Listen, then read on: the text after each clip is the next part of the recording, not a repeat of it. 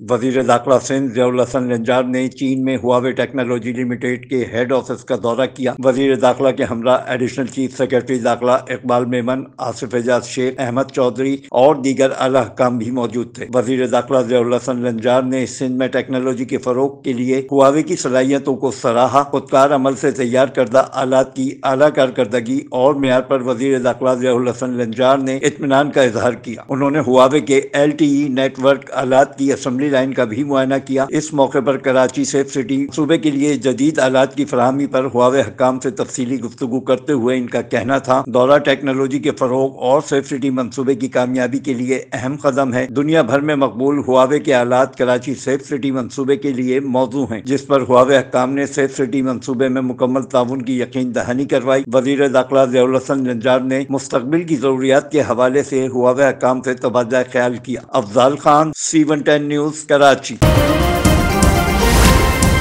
C110 news, खबर की असल खबर।